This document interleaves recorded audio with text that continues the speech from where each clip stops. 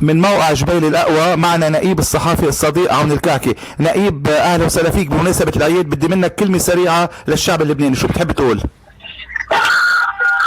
بقول للشعب اللبناني انه الاعياد اللي بنحتفل فيها خاصة بالنسبة لعيد الميلاد وعيد راس السنة بتميز لبنان عن كل العالم العربي، لانه بتحس في اجواء مش موجودة في نعم. العالم العربي. نعم. فلذلك هذا التمييز هذا بوجود المسيحيين هو اللي عامل لبنان، وهو اللي بيخلي لبنان يتميز عن كل البلاد العربية، ما بس في الجمال، كمان في دعم بالإيمان والصلاة والإنسانية.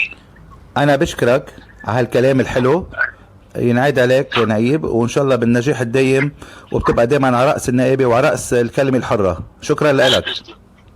شكرا.